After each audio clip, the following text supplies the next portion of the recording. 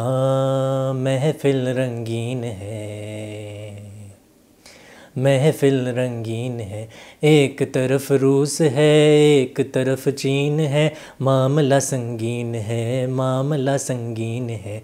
बीच में खड़ा हूँ मैं, ज़िद पे यूँ अड़ा हूँ मैं। बीच में खड़ा हूँ मैं, ज़िद पे यूँ अड़ा हूँ मैं। दोनों से लड़ा हूँ मैं, दोनों से पड़ा हूँ मैं। एक तरफ रूस है, एक तरफ चीन है। मामला संगीन है, मामला संगीन है। एक तरफ नाग है, एक तरफ बीन है। मामला संगीन है, मामला संगीन है।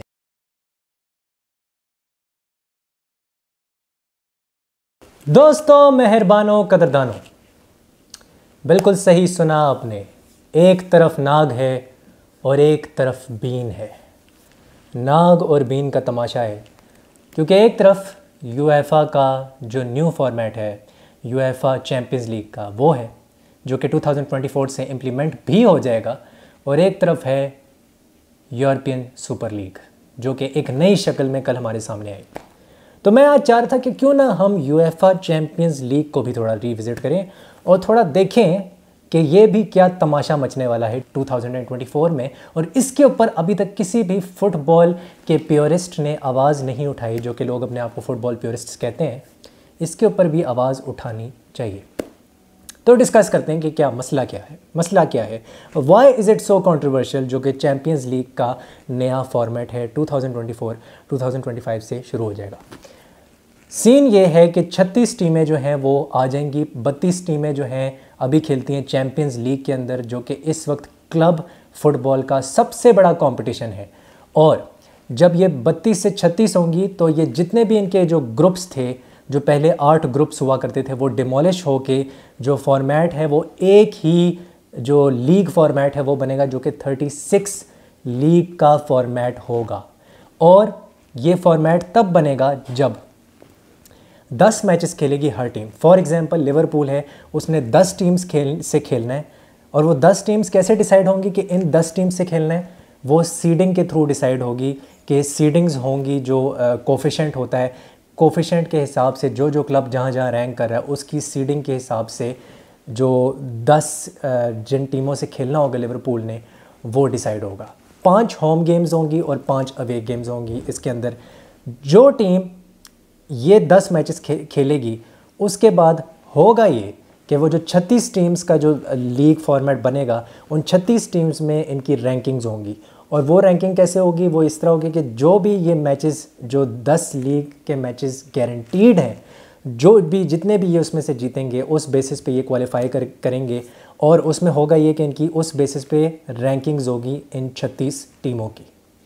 तो ये जो 36 टीम का जो टेबल बनेगा, इसमें जो टॉप की जो 24 टीम्स हैं वो एलिजिबल होंगी क्वालिफाई करने के लिए। जैसे कि टॉप 8 टीम्स जो हैं वो क्वालिफाई कर जाएंगी, मतलब वो डायरेक्ट राउंड ऑफ 16 में क्वालिफाई कर जाएंगी। और ये जो टॉप 8 टीम्स हैं, ये टॉप 8 टीम्स अगले जो चैम्पियंस लीग का सीज़न है उसके लिए भी क्वालिफाई कर जाएंगी। मींस कि इनका जो राइट है वो सेफ गार्ड हो जाएगा कि ये टॉप क्लब्स ही रहेंगे। और ये भी एक तरह की क्लोज्ड शॉप ही है, चाहे मानो या ना मानो, ये भी क्लोज्ड शॉप ही है एक तरह की।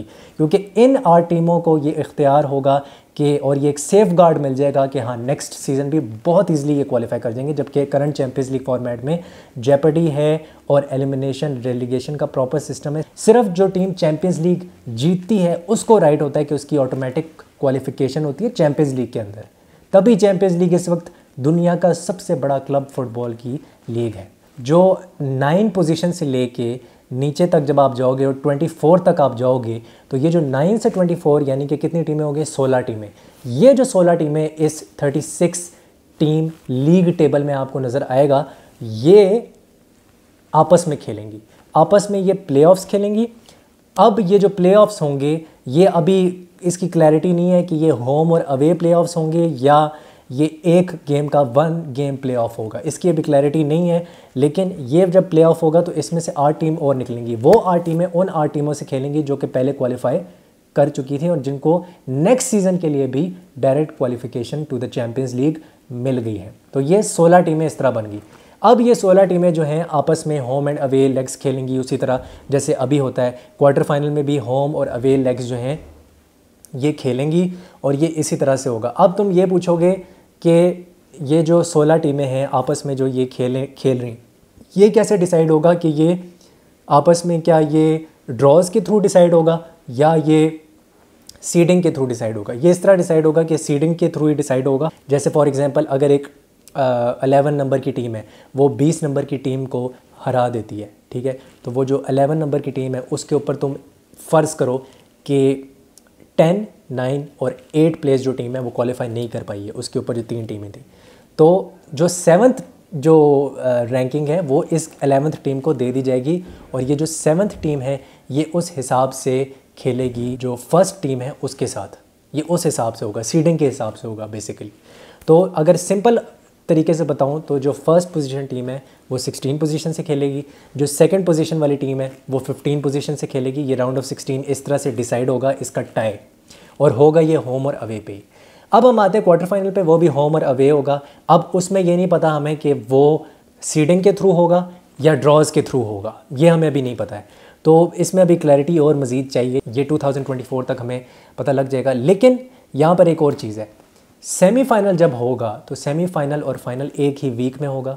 उसको चैम्पियंस लीग का एक फिएस्टा वीक बोला जाएगा, एक फेस्टिवल वीक होगा वो, और वो 1 लेग का सेमीफाइनल होगा। 1 लेग सेमीफाइनल होगा एक यूरोप के किसी भी मुल्क के न्यूट्रल वेन्यू पे, वो 1 लेग का सेमीफाइनल खेला जाएगा। और सेमीफाइनल्स जो होंगे 4 टीमों के दरमियान और जो फाइनल होगा वो एक ही वीक के अंदर खेला जाएगा। अगर वो मई में है तो वो मई के किसी वीक में ये सेमीफाइनल और फाइनल्स होंगे।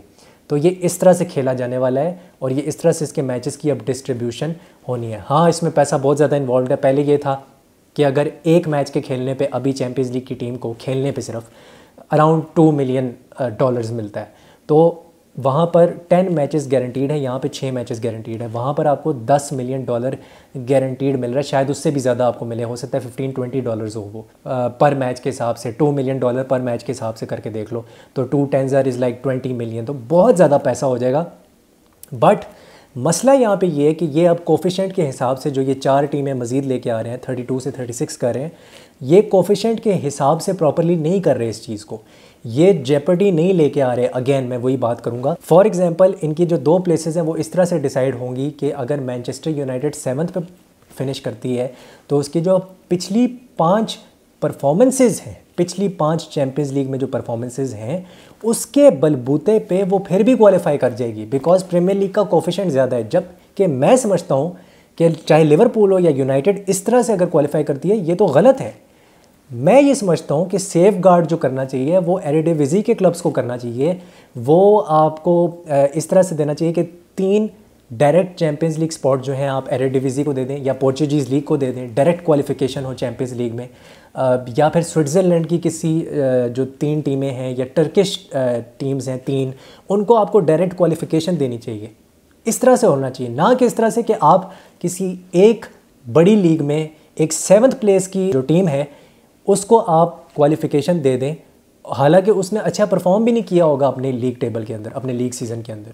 तो ये एक बहुत ही बड़ा मजाक है और मैं इसके सख्त खिलाफ हूँ। दूसरा, वो जो 8 टीम्स हैं उनको डायरेक्ट क्वालिफिकेशन मिल रही है यूएफए चैम्पियंस लीग में, भाई क्यों मिल रही है उनको, ये राइट क्यों है, ये मुझे नहीं समझ आती। ये सिर्फ सेफ गार्ड करना है। और वो टॉप 8 टीम्स कौन सी होंगी ये आपको भी पता है, मुझे भी पता है। बार्सिलोना उसमें आ जाती है, जुवेंटस ये तो लाजमी आती है, बायर्न आ जाती है, रियल मैड्रिड आ जाती है, Chelsea, United, Liverpool and you know all the big clubs, all the city उसमें आ जाती है, पीएसजी उसके अंदर आ जाती है। तो 8-9 टीमें तो यही हो गई।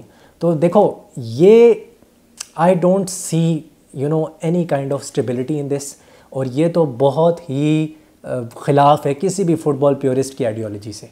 और मैं इवन इस फॉर्मेट के भी मैं सख्त खिलाफ हूँ, मैं सीधा सीधा बोलूँगा, आई एम अगेंस्ट ESL। मैं अपने स्टांस से बिल्कुल नहीं हटूँगा जहाँ तक यूरोपियन सुपर लीग की बात है। लेकिन ये भी बहुत ही बड़ा एक बहुत ही बड़ा जोक है जो ये नया फॉर्मेट आ रहा है, और इसके ख़िलाफ़ भी प्रोटेस्ट्स होने चाहिए, बाकायदगी से होने चाहिए। And I don't support this at all.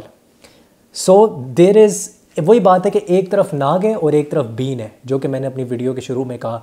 एक तरफ यूरोपियन सुपर लीग है और एक तरफ यूएफए है। You have to choose one of the two lesser evils. तो ये है, और हम फुटबॉल फैंस को एक बहुत ही बड़े दोराहे पे खड़ा कर दिया इस वक्त, यूएफए ने भी और यूरोपियन सुपर लीग में ही। यूरोपियन सुपर लीग, और इसमें फ़र्क सिर्फ ये है कि यूएफए जो है वो यूरोप की एक फ़ुटबॉल के लिए एक इंडिपेंडेंट बॉडी है जो कि फीफा के अंडर रेगुलेट करती है। और इसमें फ़र्क ये है कि जो 3 क्लब्स हैं, रियल मैड्रिड, बार्सिलोना और जुवेंटस, वो यूरोपियन सुपर लीग करवाना चाह रहे हैं और अलग से एक प्राइवेट लीग करवाना चाह रहे हैं, और वही इसको ड्राइव कर रहे हैं। और इसी वजह से मुझे सबसे ज़्यादा इसमें इख्तिलाफ़ है कि इसमें ये 3 क्लब्स और फ्लोरेंटिनो पेरेस जो है वो इन्वॉल्व है। तो सुपर लीग को तो सपोर्ट करने का सवाल ही पैदा नहीं होता, लेकिन हमें नज़रसानी करनी चाहिए और ये देखना चाहिए कि यूएफए भी एक फ़ुटबॉल फ़ैन का या फुटबॉल प्योरिस्ट का, ट्रू फुटबॉल फ़ैन का कभी भी दोस्त नहीं हो सकता। कभी भी ये फॉर्मेट दोस्त नहीं हो सकता। अगर आप ट्रू फुटबॉल फ़ैन हो तो आप यही कहोगे कि यार वेस्ट हैम को अपॉर्चुनिटी मिलनी चाहिए, लेस्टर जैसी लीग टीम्स को अपॉर्चुनिटी मिलनी चाहिए, वियारियल जैसी टीम्स को अपॉर्चुनिटी मिलनी चाहिए। 2019 में हमने देखा था कि आईएक्स जो है सेमीफाइनल तक पहुंची थी और फिर भी उनको प्लेऑफ खेलना पड़ा था, क्योंकि उनकी जो एरेडिविजी जो कोफिशिएंट है लीग का वो 6 पे है इस वक्त यूरोप में। जो टॉप 5 लीग्स हैं उसके बाद एरेडिविजी आती है, तब भी उनको 2 लेग क्वालिफिकेशन खेलनी पड़ी थी सिर्फ चैंपियंस लीग के ग्रुप स्टेज तक पहुंचने में। So this is not fair, something needs to change drastically. मैं आपसे मिलता हूँ जी अगली वीडियो में। आई होप इस वीडियो से आपको इन्फॉर्मेशन मिली होगी और एक मैं ये पर्सपेक्टिव देना चाह रहा था दोनों चीज़ों का। तो लेट्स सी कि क्या होता है। फ्यूचर जो है वो डार्क लग रहा है फुटबॉल का, काफ़ी ज़्यादा dark. I will see you soon. हस्ता ला विस्ता।